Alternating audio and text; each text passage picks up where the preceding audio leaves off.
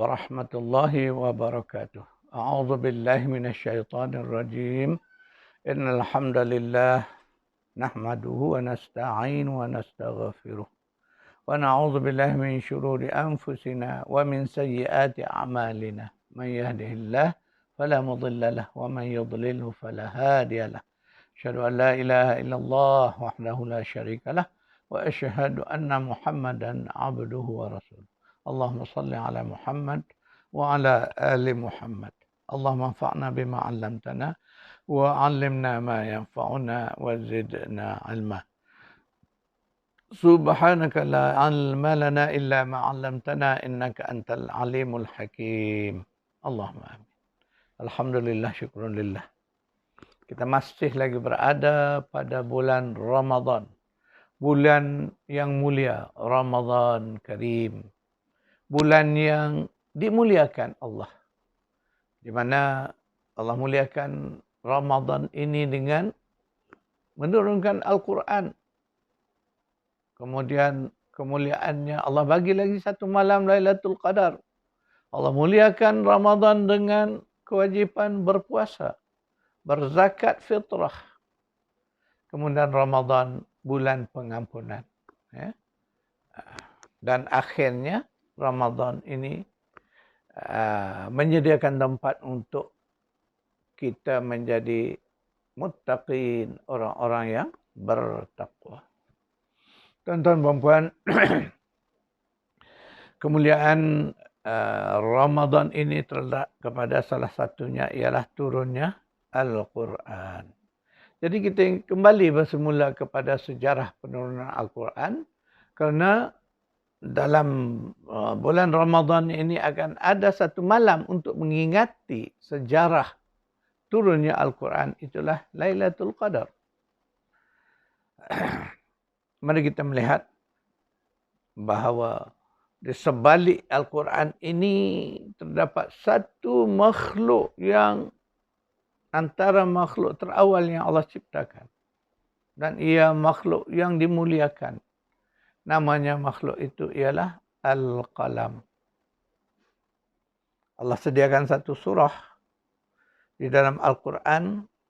Itulah dikenali sebagai surah Al-Qalam. Surah 58.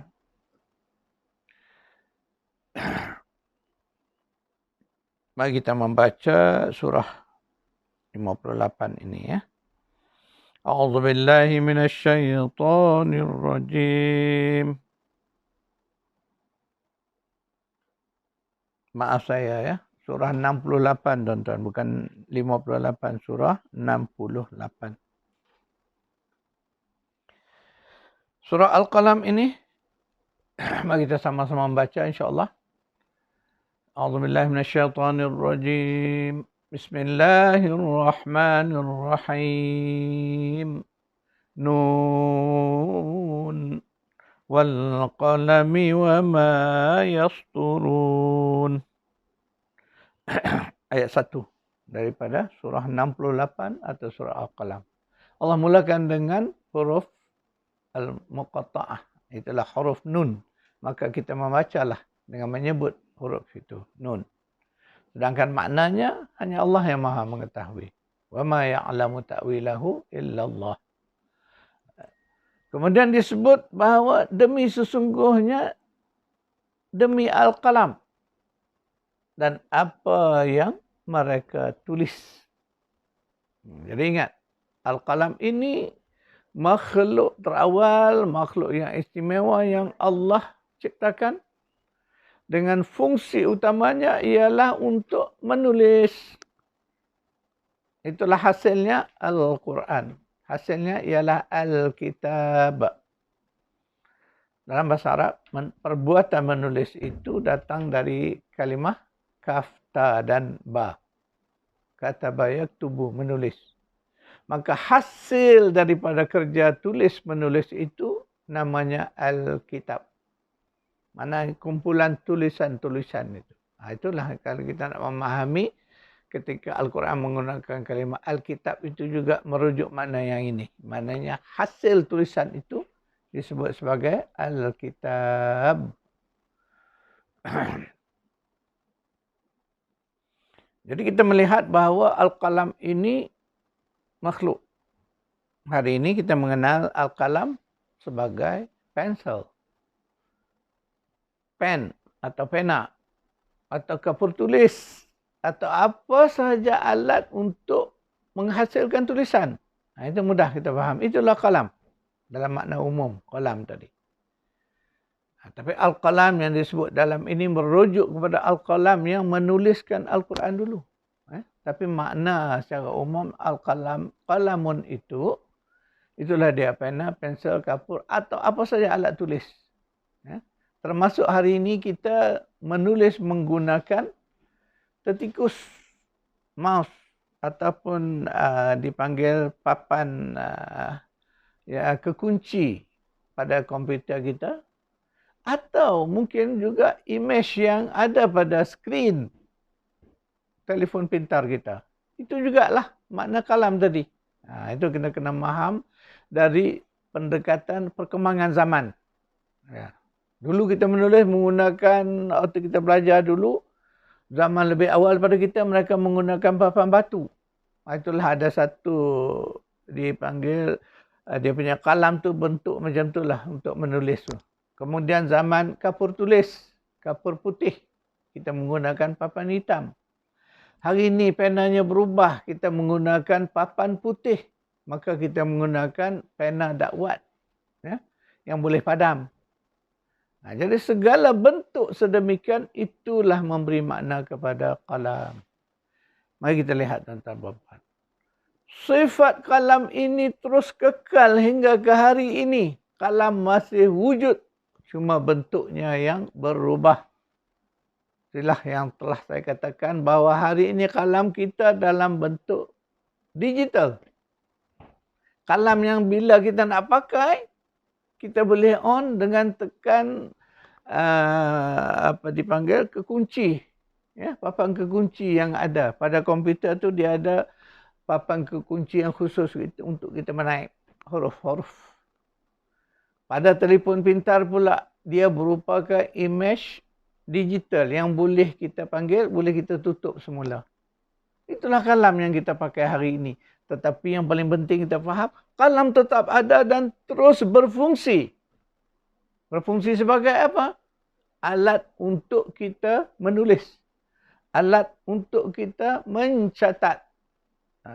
Jadi tuan-tuan melihat, kita nak menghasilkan sebuah buku pada hari ini, kita menggunakan kemudahan komputer. Sebelumnya kita menggunakan mesin type. Hari ini kita menggunakan komputer. Tetapi kalamnya tetap ada. Kalau tak ada kalam, bagaimana kita nak menulis? Tuan-tuan dan puan, itu kita kena faham. Maknanya kita kena faham Allah nak bagi tahu kita kalam ini suatu yang besar. Kenapa? Kalam inilah yang menjadikan ilmu itu berkembang dan tersebar. Tersebar luas. Hari ini orang membaca WhatsApp, membaca Facebook atau apa saja aplikasi yang digunakan untuk penyebaran informasi, maklumat. Semuanya melalui aktiviti yang dilakukan oleh kalam. Ada orang yang menulis. Dari hasil tulisan itulah menjadi ayat dan ayat itulah yang kita baca. Dan apa yang kita baca itu menjadi sumber maklumat. Ini kena faham konsep kalam. Maka orang yang memuliakan kalam, itulah orang yang sering menggunakan kalam untuk menulis kalimah-kalimah yang baik. Maka di sanalah kelebihan dia. Ingat, kita manusia ini Allah ciptakan kita sebagai makhluk ilmu. Makhluk yang Allah mudahkan untuk kita menguasai ilmu. Maka peranan kalam ini sangat penting. Tak ada kalam, bagaimana kita nak menulis untuk menghasilkan sebuah buku. Ataupun menghasil bahan-bahan tulisan yang mungkin hari ini buku-buku juga berada di dalam bentuk digital dipanggil. Dalam bentuk maya. Tetapi ia tetap datang daripada kerja menulis. Dan kerja menulis itu pastilah menggunakan khidmat kalam. Itu tuan-tuan puan kena faham. Maka mulianya kalam itu. Jadi bagi kita orang beriman, orang Islam yang faham bahawa Allah menekankan kita supaya menguasai ilmu, maka kita juga tak ada pilihan melainkan terpaksa menguasai kalam. Menguasai kemahiran menulis. Itu asasnya. Sebab Al-Quran itu merupakan hasil tulisan daripada Al-Qalam. Itu bukti bagaimana penting dan besarnya peranan Al-Qalam. Maka bacalah surah ini. Dan kemudian kita melihat pada ayat yang keempat daripada surah Al-Qalam. Al-Qalam surah 68. A'udzubillahi minasyaitonirrajim.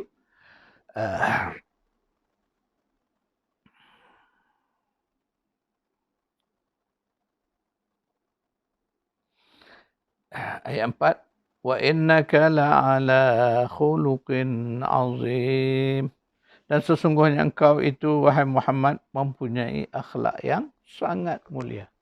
Jadi kita nak kaitkan hubungan makna akhlak yang mulia ini secara khusus Allah tunjukkan kepada Nabi.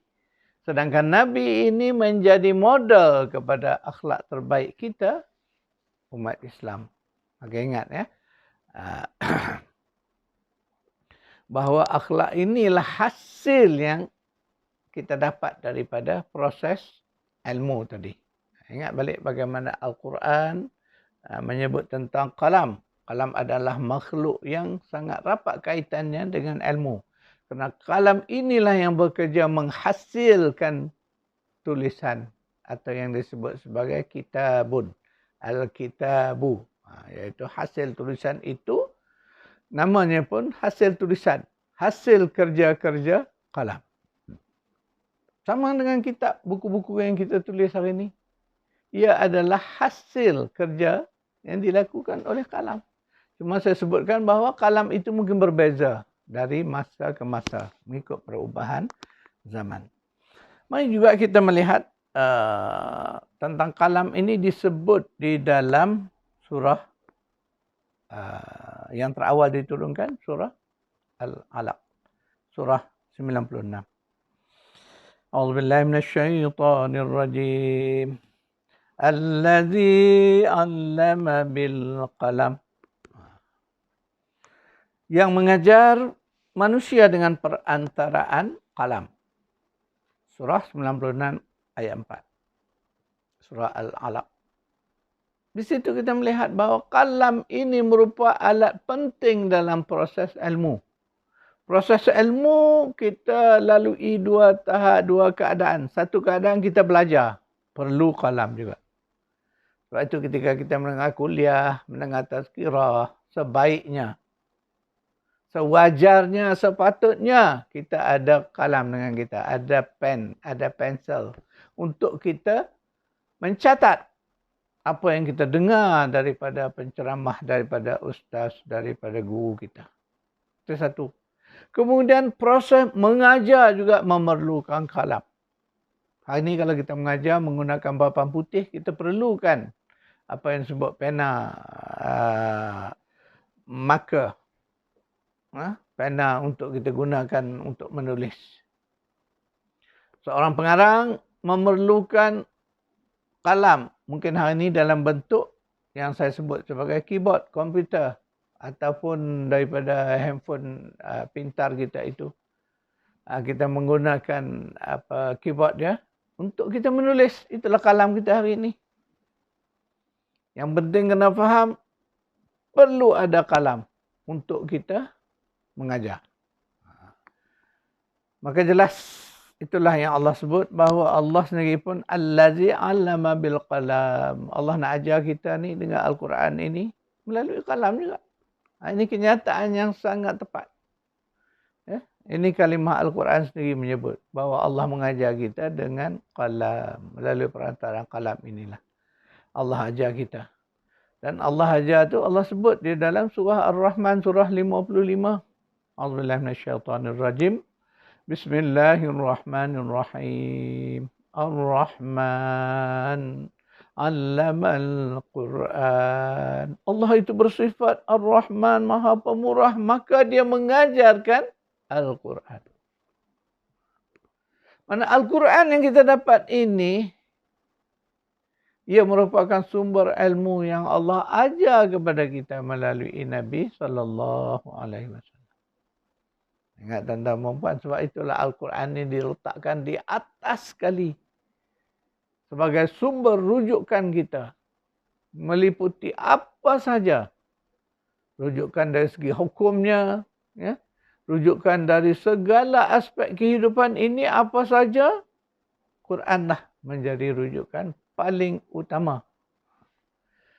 Ingat baik-baik. Jadi sebab itulah bila kita faham status Al-Quran yang ini, maka kita tahulah mengapa kita berkewajipan mengutamakan Al-Quran di dalam hidup kita. Kerana orang juga menyifatkan Quran itu sebagai manual kehidupan. Buku. Manual ni buku tempat rujuk lah. Kalau sebuah kereta ataupun peralatan lain yang dicipta, dia akan datang bersamanya satu manual. Panduan di mana jika berlaku kerosakan berlaku itu, kita boleh rujuk kepadanya. Begitulah keadaannya. Kemudian Al-Quran juga dianggap sebagai map, peta perjalanan hidup kita. Penunjuk arah, GPS kita. Apa lagi nak sebut? Begitulah. Sekadar nak membandingkan. Tetapi Allah menggunakan kalimah ini. Allah kata Al-Quran itu Allamal Quran. Allah yang mengajar kepada kita Al-Quran. Jadi maknanya itulah ilmu daripada Allah. Ayat-ayat Al-Quran itu merupakan ilmu yang Allah beri kepada kita. FOC, free of charge. Itulah kerana apa? Kerana Allah itu maha kaya. Allah itu Ar-Rahman. Dengan sifat pemurahnya Allah turunkan Al-Quran. Allah ajar kita Al-Quran. FOC. Tak perlu. Allah tak minta apa-apa pembayarannya. Masya Allah. Tapi sayanglah manusia tidak menghargainya. Termasuk kita yang ada Al-Quran ini pun ramai yang tak menghargainya. Itulah realitinya. Ya, mungkin kata-kata ini agak sensitif. Tetapi saya mengatakan itulah realitinya. Ramai di kalangan kita yang tidak menghargai pemberian Allah ini. Ilmu yang Allah turunkan ni. Ilmu yang Allah ajar kepada kita ni. Tak ramai orang menghargai. Jadi kita semaklah diri kita. Periksalah diri kita. Di mana kita? Apakah kita ni termasuk golongan yang menghargai Al-Quran ini? Atau sebaliknya kita termasuk golongan yang tidak menghargainya. Nanti di dalam sesi-sesi tazkirah yang akan datang, saya akan menceritakan tentang golongan yang mengabaikan Al-Quran. Golongan yang meremehkan Al-Quran. Golongan yang tidak mengindahkan Al-Quran. Jadi di situ kita kena periksa sentiasa diri kita. Di mana aku? Dalam bab Quran ini aku di mana positionnya? Apakah aku yang termasuk golongan yang memuliakan Al-Quran, menghargai Al-Quran, menghargai ilmu yang Allah beri, atau sebaliknya? Kita ada dua saja ya, tuan-tuan dan puan. Sama ada kita ni golongan yang memuliakan Al-Quran dengan membaca, memahami dan beramal. Ingat baik-baik konsep tilawah, baca, faham dan amal. Jadi baca Quran ni kalau sekadar faham sahaja, untuk sekadar tahu, tak juga cukup. Ya? Ada orang yang mungkin dia faham Al-Quran. Contoh, ya? Orang ni dia faham Quran sungguh-sungguh. Lebih baik daripada kita. Tapi dia tak beriman. Siapa? Itulah golongan orientalis yang mengkaji Al-Quran. Hebat bahasa Arabnya. Tapi sayang mereka ini tidak beriman. Inilah saya kata golongan ada orang yang faham Quran dengan baik. Tapi dia tak beramal dengan Al-Quran. Sebab apa? Sebab dia tak beriman. Jadi tak mungkinlah kita termasuk golongan yang sedemikian. Sebab kita, sebaik-baiknya kita orang yang bertilawah ini, orang yang baca Quran, dia faham isi Quran. Ketika dia tak faham, dia belajar sehingga dia faham. Itu dia. Jadi tak ada alasan kata, saya tak faham kerana saya tak menguasai bahasa Arab. Itu bukan jawapan kita nanti di hadapan Allah. Kita mesti berusaha belajar sehinggalah kita faham. Setelah faham, ada lagi satu tanggungjawab kita, ialah beramal dengan Al-Quran. Sebab itulah berdasarkan kepada sebuah hadis yang diriwayatkan oleh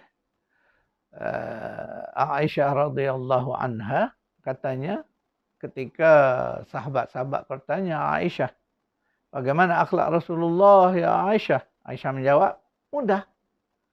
Khuluquhul Quran. Akhlak Nabi SAW itu ialah Al-Quran. Inilah nak menggambarkan dalam hadis pendek ini, nak gambarkan bahawa Al-Quran itulah dianya, menjadi akhlak kita. Ya? Itulah sifatnya Al-Quran itu, sepatutnya menjadi akhlak kita orang-orang yang beriman. Mana kita bercakap menurut apa yang Quran sebut. Kita bertindak menurut kepada perintah Al-Quran. Kita makan berdasar perintah Al-Quran. Yang mana Allah menyebut bahawa makanlah kamu daripada benda-benda yang halal dan yang baik. Halalan thayyibah. Itu satu contoh. Mana apa saja dalam hidup kita ini kita lakukan merujuk kepada Al-Quran. Itu yang dikata disebut khuluquhul Quran. Akhlak Rasulullah itu adalah Al-Quran. Jadi sebab Rasulullah ni manusia yang sempurna, yang menghayati seluruhnya perintah Al-Quran, diterjemahkan ke dalam akhlaknya. Begitulah kita nak melihat Al-Quran itu dari sudut fungsi. Ya? Fungsi Al-Quran itu sedemikian besar. Maka kita, inilah modal kita. Sebab Rasulullah SAW itu adalah ikutan. Uswatun hasanah, model kepada kita orang beriman. Jadi ketika Nabi mengambil Al-Quran itu, diterjemahkan menjadi akhlaknya, Masya Allah. Itulah juga yang sepatutnya kita umatnya lakukan.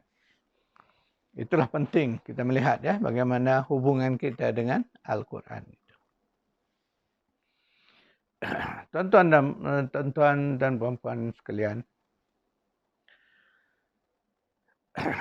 di bulan Ramadan yang mulia ini, alhamdulillah, ramai di kalangan kita, boleh dikatakan kesemua kita ini, sedang membaca Al-Quran. Ya. Maka marilah kita tingkatkan pembacaan kita itu dengan bertilawah. Tapi tuan-tuan hari ini kita melihat, malahan dalam media, dalam TV kita lihat, salah faham terhadap tilawah. Ya? Ketika orang melakukan aktiviti qiraah, disebutnya tilawah.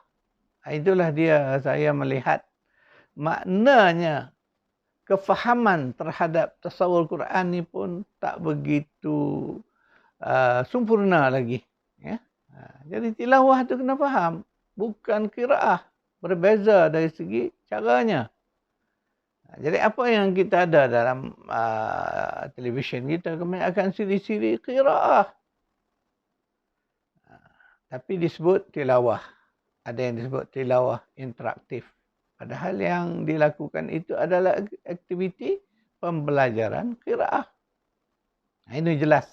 Di mana kita melihat bahawa masih banyak lagi ruang-ruang kefahaman terhadap Al-Quran ini yang perlu kita penuhkan.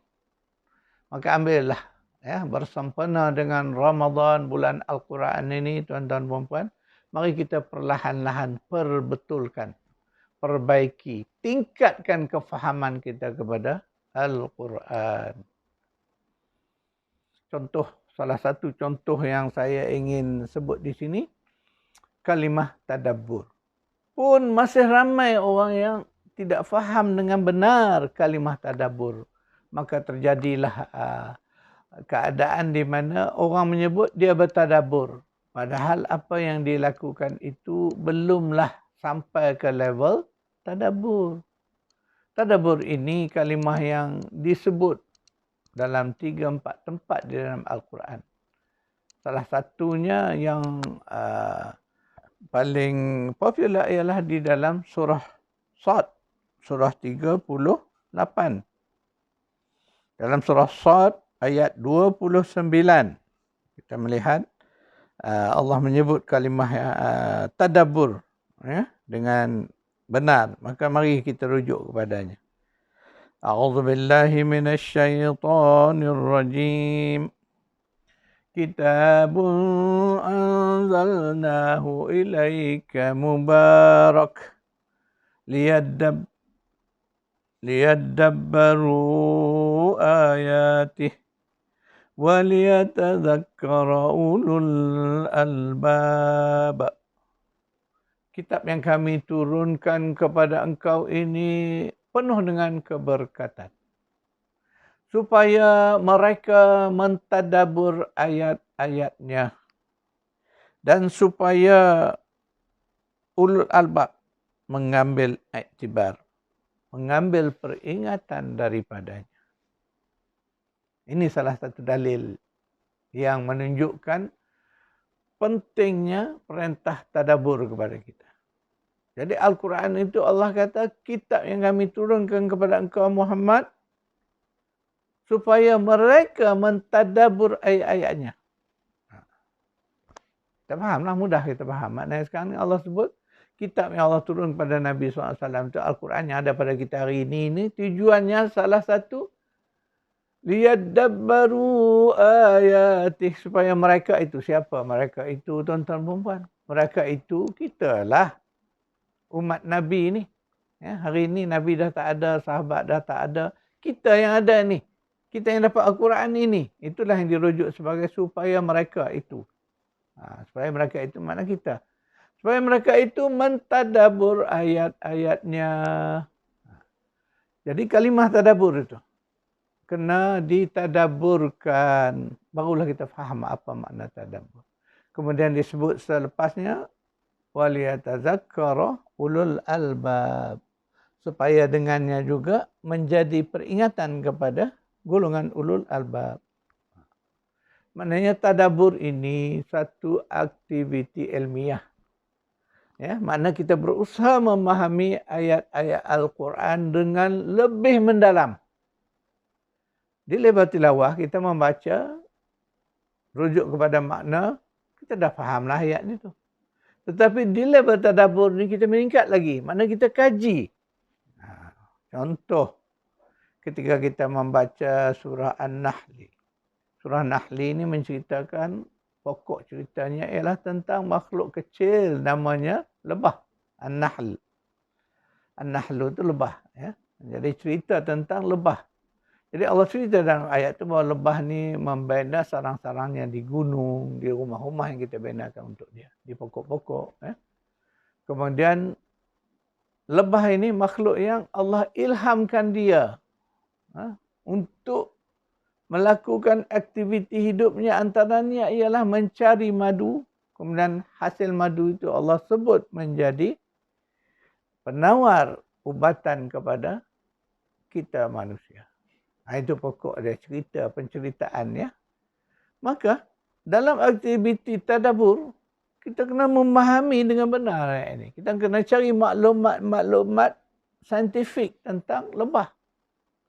Barulah kita faham apa yang Allah cerita ni. Kemudian nak memaham lagi satu, apa yang sebut Allah kata, Allah mewahyukan. Auha ilan nahli. Jadi wahyu kepada lebah itu bukanlah sebagaimana maksud wahyu yang Allah turun kepada para nabi, para rasul. Tetapi ilham. Dan ilham itu lebih mudah kita fahami hari ini. Ini bila kita buat kerja tadabbur. Pada hari ini, kita akan sebut kalimah itu lebih mudah difaham, lebih senang diterima. Kalimahnya ialah apa? Allah programkan. Bila sebut program, kita dah faham dah. Makna lebah itu Allah dah programkan dah dalam diri lebah itu.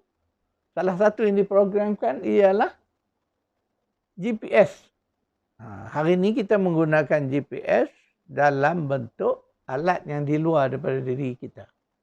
Tetapi lebah ini hebatnya, Allah bagi satu GPS yang sifatnya built-in, dibina di dalam. Kita tak nampak pun GPS yang ada di dalam diri lebah. Rupa-rupanya Allah dah bagi GPS pada lebah jutaan tahun dulu lagi, lebih dahulu. Kita hari ini baru dapat peralatan. Itu pun GPS kita dengan segala kekurangan. Perlukan internet. Perlukan ada internet pun, tapi kalau handphone kita bateri habis contohnya, tak berfungsi juga GPS kita. Tetapi lebah ni Allah program built-in GPS dalam diri dia. Buktinya apa? Lebah ni satu makhluk yang boleh terbang keluar mencari rezeki dalam jarak 5 hingga 10 kilo. Itu menurut kajian orang yang mengkaji lebah ni. Radius, makna dia boleh keliling dalam jarak yang begitu jauh dan dia dapat balik kembali ke sarangnya tanpa sesat. Itulah baru kita faham. Allah, Masya Allah, hebatnya makhluk lebah ni. Sebab itulah Allah angkat dia sebagai satu surah. Nampak? Ini yang kita cerita setelah kita tadabbur. Makna dia begitu. Jadi tuan-tuan faham konsep tadabbur itu. Kita kena mengkaji sungguh-sungguh mendalam. Berfikir. Setiap ayat yang Allah bagi itu kena kaji, kena fikir. Itulah yang dipanggil kerja-kerja baru supaya mereka mentadabbur. Jadi hari ini Alhamdulillah lah orang dah mula popular dengan kalimah tadabbur. Tetapi masih lagi saya melihat konsep tadabbur itu belum begitu jelas. Ya? Jadi tadabbur ini suatu usaha yang tidak ada batas, tidak ada ruang.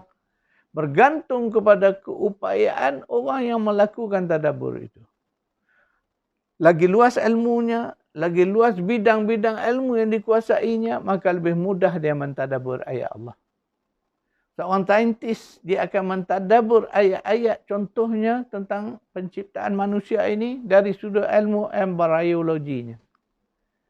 Seorang ahli botani, ya, seorang ahli dipanggil biologi, dia akan memahami ayat-ayat berkaitan dengan turunnya hujan, tumbuhnya bumi yang mati itu dari pendekatan mereka. Maka lebih jelaslah lagi.